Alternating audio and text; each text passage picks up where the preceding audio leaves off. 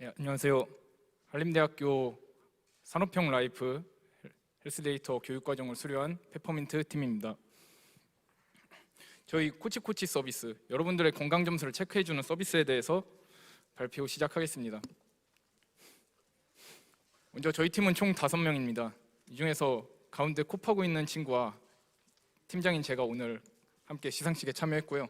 저는 팀장인 노홍민입니다. 저희 팀은 데이터 분석, 기획, 그리고 서비스 개발을 상황에 맞춰서 역할 분담을 좀 지속적으로 바꾸면서 프로젝트를 진행했습니다. 근데 저희는 최종적으로 개인 건강 코칭 웹 서비스를 개발을 하였고요. 발표는 그 개발한 순서대로 진행하도록 하겠습니다. 먼저 저희가 어떤 주제를 선택했고 그 주제를 선택한 배경에 대해서 말씀드리겠습니다. 건강이 최고다. 이 문장은 아마 모두들 한 번쯤은 들어보셨을 겁니다. 일반적으로 병원에서 건강검진을 받고 나면은 다양한 항목들에 대해서 어떤 수치가 뭐 이렇게 다 나옵니다. 근데 일반인의 기준, 비전문가의 기준에서는 그러한 수치들을 다양하게 종합해서 자기의 건강 상태를 최종적으로 진단하기는 다소 어려움이 있습니다. 저희는 먼저 건강에 대한 정의를 생각을 해보았고요. 지금 아래에 약간 잘려서 안 보이실 수는 있는데 저희는 최종적으로 일반인의 기준에서 좀 포괄적인 건강의 정의를 신체적으로 그리고 정신적으로 일상생활에 문제가 없는 사람이라고 정의를 하였습니다. 요즘 건강관리에 대한 서비스가 굉장히 많이 나오고 있습니다. 그래서 대표적인 게 웨어러블 디바이스들인데요. 웨어러블 디바이스는 시계로도 있고 아니면은 반지나 목걸이 등등이 있습니다. 이를 통해서 개인 건강 상태를 지속적으로 파악할 수 있는 그런 환경에 저희는 접어들었습니다. 이들의 가장 큰 특징은 퀀티파이드 셀프라에서 자신의 건강 상태를 수치적으로 나타낼 수 있는 겁니다. 그래서 앞으로는 이러한 수치적인 개인 데이터들을 통해서 개인 건강 상태를 분석하고 또 그래서 삶의 질을 제고시키는 게 앞으로의 방향이라고 생각하고 있습니다. 그래서 이러한 개인정보 데이터들을 합쳐서 퍼스널 헬스 레코드 해서 PHR이라고 부릅니다. 저희는 이 데이터들을 어떤 식으로 처리해서 분석해서 최종적으로 개인 건강 코칭을 할 것인지 고민을 하였습니다. 대표적인 PHR 데이터를 사용하는 국가는 여러 개가 있는데 가장 대표적인 게 핀란드의 핀젠 프로젝트입니다. 핀란드 같은 경우에는 PHR 데이터와 유전자 데이터들을 합쳐서 혁신적으로 이렇게 발전하는 대표적인 국가라고 볼 수 있습니다. 저희 코치코치 서비스 또한 PHR 데이터를 통해서 개인의 건강 상태를 점수화시키는 것을 목표로 하고 있습니다. 그래서 PHR 데이터를 받으면은 그거를 통해서 건강 점수를 100점 만점으로 해서 몇 점인지 나타내고 그 점수를 기준으로 해서 건강 상태가 어떤지 평가하게 됩니다.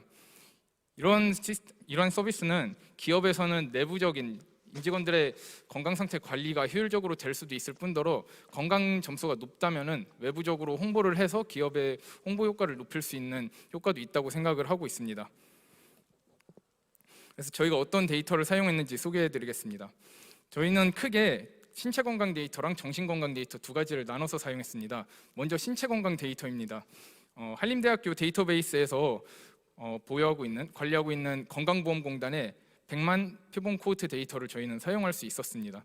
그 중에서 2010년부터 13년까지 건강검진을 한 데이터들을 저희는 필요해서 추출을 하였고요. 그게 총 48만 명 정도 되는 대량의 데이터가 나왔습니다. 이 데이터의 특징은 세 가지 부문으로 나뉘는데요. 처음에는 키, 몸무게, 혈압 같은 진료 정보, 그 다음에 과거의 자기의 병력이나 또는 가족력에 대한 병력 정보, 그리고 일반 생활 습관, 운동 여부나 흡연, 음주에 대한 그런 라이프 로그 데이터 세 가지 부문으로 해서 총 42개의 변수가 있었습니다. 그래서 저희가 사용한 데이터는 굉장히 대량의 그리고 또 질 좋은 데이터를 사용했다고 볼 수 있습니다. 그래서 그러한 데이터를 통해서 그러면은 신체 건강이 좋고 나쁨을 어떤 기준으로 저희가 판단해야 되나 다시 한번 고민을 했을 때 일단 대표적으로 중요한 건강기능 6개를 뽑았습니다. 그 기준은 건강보험공단의 건강기능 수요조사를 바탕으로 했고 6가지 기능을 뽑은 다음에 그 6가지 기능의 대표적인 질병을 하나씩 뽑았습니다. 그래서 이러한 질병이 전반적으로 신체대사와 관련된 그런 특징을 가지고 있는데요.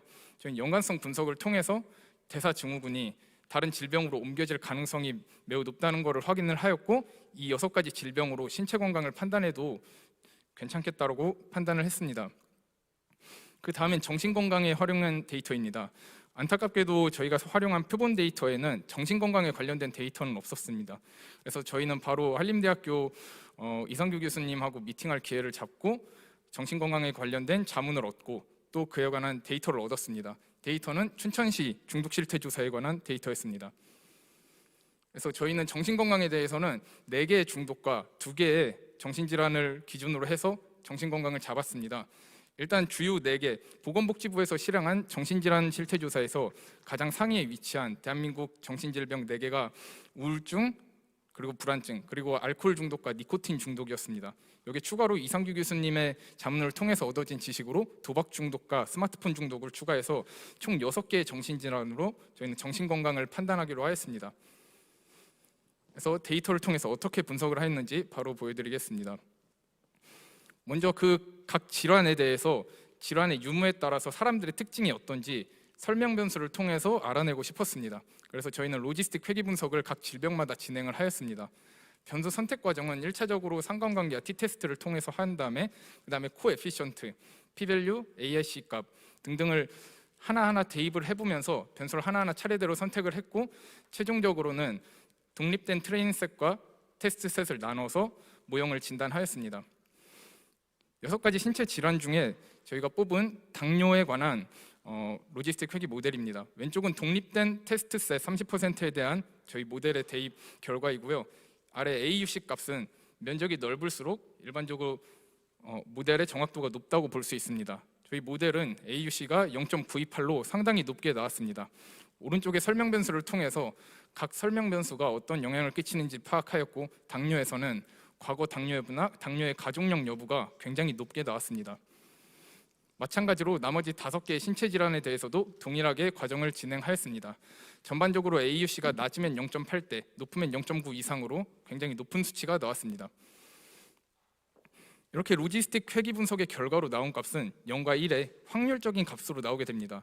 저희가 알고 싶은 거는 질병이 있는지 없는지의 여부가 아니라 그 질병에 걸릴 위험도를 점수화하고 싶었기 때문에 그 결과를 0에서 100점 만점의 사이의 결과로 나오기 위해서 하나의 그 점수화 알고리즘을 만들었습니다. 그래서 좌측 하단의 이 과정을 통해서 3번의 알고리즘을 적용시켰을 때가 오른쪽의 예입니다. 임의의 데이터 하나를 통해서 로지스틱 회귀 분석의 결과로 로직 값들이 나오면 왼쪽 아래 3번의 스코어링 알고리즘을 통해서 100점 만점의 점수로 나타나게 됩니다. 이렇게 하고 나서 저희는 최종적으로 이것들을 합쳐서 신체 종합 점수를 만들게 됩니다. 근데 다들 아시다시피 병은 병마다 건강에 미치는 영향도가 다 다릅니다. 그래서 저희는 이거의 영향도를 각각 체크하기 위해서 애널리틱 하이어러키 프로세스, 계층 분석을 다시 하게 됩니다. 그래서 계층 분석의 기준은 합병증에 대한 위험도, 그리고 유병률, 그리고 건강기능 수요도 이 3가지를 기준으로 하였습니다. 이 3가지 항목을 각각 쌍대 비교를 하여서 순위를 정하고 다음과 같이 계산을 하였습니다. 최종적으로는 당뇨병이 0.2로 가장 높은 가중치가 나왔고 콜레스테롤이 0.12로 가장 낮은 가중치가 나왔습니다. 저희의 신체 건강 모델을 종합하자면 처음에 6가지의 신체 건강 기준을 선정하고 각 대표 질환을 뽑습니다. 그다음에 로지스틱 모델을 돌린 다음에 점수화하여서 그거의 가중치를 곱했을 때 최종 신체 점수가 나오게 됩니다. 다음은 저희 48만 명에 대해서 저희의 모델을 대입한 결과입니다. 이 결과가 나타내는 것 중 가장 중요한 부분은 전체 집단에서 자기의 건강 점수가 어디에 위치한지 알 수 있다는 점입니다. 그래서 이 부분에 대해서는 많은 전문가 분들께서도 중요한 부분이라고 해서 저희 프로젝트의 핵심 부분이라고 볼 수 있습니다. 그래서 신체 종합 점수를 다시 48만 명에 대입했을 때의 결과가 다음과 같이 나왔습니다. 저희는 일단 임의로 4분위수를 기준으로 건강의 좋고 나쁨을 판단했습니다. 1분위수 이하는 위험군, 그리고 3분위수 이상은 안심군, 그 사이의 값은 보통군으로 정하였습니다.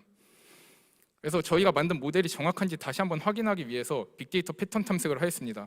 모델은 가우시안 믹스처 모델 클러스터링을 사용을 하였고 클러스터링을 통해 나온 3개의 각 군집의 평균 점수를 통해서 다시 한번 위험군, 보통군, 안심군을 나누어 보았습니다.